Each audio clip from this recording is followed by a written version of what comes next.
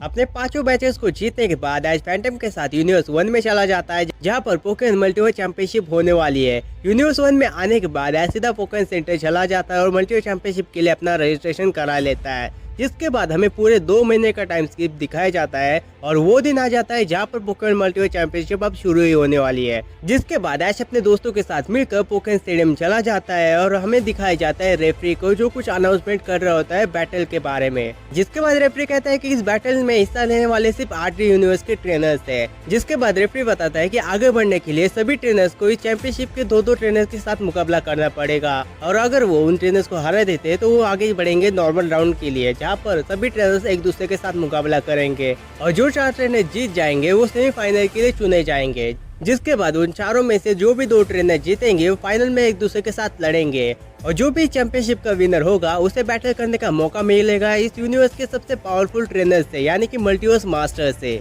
और इसी के साथ रेफरी अपनी बातें खत्म कर देता है और इसी के साथ मल्टीवर्स चैंपियनशिप को शुरुआत हो जाती है। हमें ऐश को दिखाया जाता है। ऐश अपने पिकाचू और लुकारियो के साथ मिलकर उन दोनों ट्रेनर्स को बहुत आसानी से हरा देता है और नॉर्मल राउंड के लिए आगे बढ़ता है, जहाँ पर उसका अपोनेंट होता है यूनिवर्स 3 का चैंपियन सैमुअल। जिसके बाद रेफरी उन दोनों को ही बैटल फील्ड में आने के लिए कहता है। ऐश और सैमुअल दोनों एक दूसरे को इंट्रोड्यूस करते हैं और इसी के साथ दोनों के बीच में 3 पोकेमॉन की बैटल शुरू हो जाती है।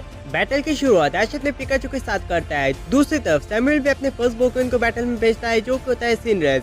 ऐश अपने पिकाचू को ठंडा बोल के यूज करने के लिए बोलता है, लेकिन सैमुअल का सिंड्रेस अपने फूटे से उससे बच जाता है। जिसके बाद सैमुअल अपने सिंड्रेस को जायरो बॉल का यूज करने के लिए बोलता है। अब इसे काउंटर करने के लिए ऐश अपने पिकाचू को इलेक्ट्रो वेव का यूज करने के लिए बोलता है, जिससे वो जायरो बॉल को काउंटर कर लेता है। जिसके बाद ऐश अपने पिकाचू को आयरन टेल के यूज करने के लिए बोलता है, लेकिन सिंड्रेस फिर से उससे बच जाता है। लेकिन इसका फायदा उठाते हुए सैमुअल अपने सिंड्रेस को हाई जंप के यूज करने के लिए बोलता है, जिससे पिकाचू को बहुत तगड़ा डैमेज पहुंच जाता है। ऐश पिकाचू से पूछता है कि क्या वो ठीक है। पिकाचू हाँ बोलता है। जिसके बाद ऐश अपने पिकाचू को क्विक अटैक यूज करने के लिए बोलता है, जिससे पिकाचू सिंड्रेस को कुछ टाइम के लिए कंफ्यूज करता है और इसी का फायदा उठाते हुए ऐश अपने पिकाचू को इलेक्ट्रो वेव का यूज करने के लिए बोलता है, जिसमें सिंड्रेस फंस जाता है। जिसके बाद ऐश अपने पिकाचू को एक पावरफुल थंडर का यूज करने के लिए बोलता है और इस थंडर अटैक से सिंड्रेस को भी बहुत तगड़ा डैमेज पहुंच जाता है। जिसके बाद इन दोनों के बीच में बैटल चलती रहती है। जिसके बाद हम देखते हैं कि सैमुअल अपने सिंड्रेस को वापस बुलाता है, उसे डायनामैक्स इवॉल्व कर देता है। दूसरी तरफ ऐश भी अपने पिकाचू को डायनामैक्स इवॉल्व कर देता है।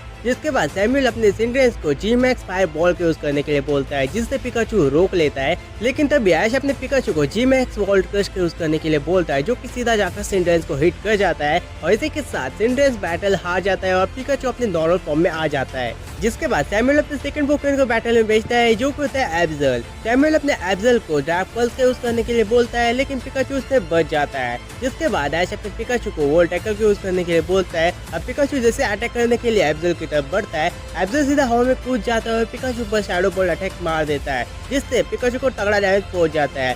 लेकिन वॉल टैकल का यूज करने के कारण पिकाचू पैरालाइज भी हो जाता है और इसी का फायदा उठाते हुए सैमुअल अपने एब्जल को डार्क पल्स के यूज करने के लिए बोलता है, जो कि सीधा जाकर पिकाचू को हिट कर जाता है और पिकाचू नीचे गिर जाता है। ऐश पिकाचू से पूछता है कि क्या वो बैटल कर सकता है। पिकाचू जैसे तैसे करके अपने आप को खड़ा कर देता है, लेकिन तभी हम देखते हैं कि पिकाचू नीचे गिर जाता है और बैटल हार जाता है। इसके बाद ऐश अपने सेकंड पोकेमॉन को बैटल में भेजता है, जो होता है गेंगार। ऐश अपने गेंगार को शैडो बॉल का यूज करने के लिए बोलता है, लेकिन एब्जल उससे बच जाता है। जिसके बाद सैमुअल अपने एब्जल को डार्क पल्स का यूज करने के लिए बोलता है। अब इसे काउंटर करने के लिए ऐश अपने गेंगार को नाइट शेड का यूज करने के लिए बोलता है, जिससे उस अटैक को काउंटर कर लेता है। जिसके बाद ऐश अपने गेंगार को साइकिक यूज करने के लिए बोलता है, जिसमें एब्जल फंस जाता है और गेंगार अपने साइकिक की हेल्प से उसे यावा पटक देता है, जिससे उसे बहुत तगड़ा डैमेज पहुंच जाता है। जिसके बाद सैमुअल अपने एब्जल को शैडो बॉल को यूज करने के लिए बोलता है, जो कि सीधा जाकर गेंगार को हिट कर जाता है, जिससे गेंगार को भी यहाँ पर थोड़ा बहुत डैमेज पहुंच जाता है और इसी तरह दोनों के बीच में बैटल चलती रहती है। जिसके बाद ऐश अपने गेंगार को आइस पंच का यूज करने के लिए बोलता है। गेंगार सीधा जाकर आइस पंच अटैक जो रहता है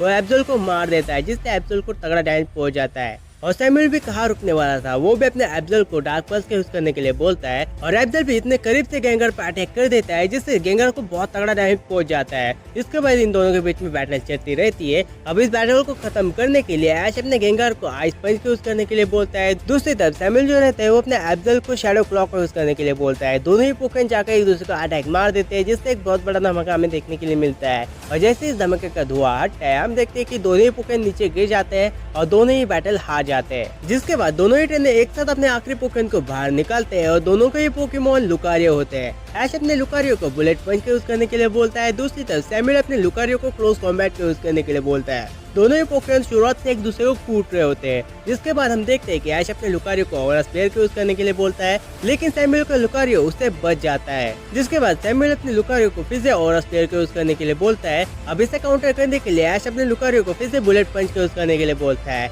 लेकिन बुलेट पंच के यूज करने के बावजूद ऑरा स्पेयर जाकर सीधा ऐश के लुकारियो को लग जाता है, जिससे उसे तगड़ा डैमेज पहुंच जाता है। जिसके बाद ऐश अपने लुकारियो को डबल टीम के यूज करने के लिए बोलता है और लुकारियो सीधे जाकर ऑरा स्पेयर अटैक जो रहता है वो सैमुअल को लुकारियो को मार देता है, जिससे उसे भी तगड़ा डैमेज पहुंच जाता है। जिसके बाद सैमुअल को लुकारियो ऐश के लुकारियो को पकड़ लेता है और सीधा हवा में जंप मारकर लुकारियो को जमीन पर पटक देता है, जिससे ऐश के लुकारियो को बहुत तगड़ा डैमेज पहुंच जाता है। ऐश अपने लुकारियो से पूछता है कि क्या वो बैटल कर सकता है। लुकारियो हाँ बोलता है और फिर से बैटल में आ जाता है। जिसके बाद ऐश अपने लुकारियो को फिर से डबल टीम के यूज करने के लिए बोलता है, जिससे सैमुअल का लुकारियो कंफ्यूज हो जाता है और इसी का फायदा उठाते हुए ऐश अपने लुकारियो को फिर से बुलेट पंच को यूज करने के लिए बोलता है और लुकारियो सीधे जाकर बुलेट पंच अटैक जो रहता है वो सैमुअल को लुकारियो को मार देता है, जिससे उसे तगड़ा डैमेज पहुंच जाता है। और ऐसे इन दोनों के बीच में बहुत तगड़ी बैटल चलती रहती है और दोनों ही पोकेमॉन बहुत ज्यादा थक भी जाते हैं। अब इस बैटल को खत्म करने के लिए दोनों ही ट्रेनर अपने अपने पोकेमॉन को फाइनल अटैक करने के लिए बोलते हैं। ऐश अपने लुकारियो को ऑरा स्पेयर के यूज करने के लिए बोलता है। दूसरी तरफ सैमुअल भी अपने लुकारियो को ऑरा स्पेयर के यूज करने के लिए बोलता है।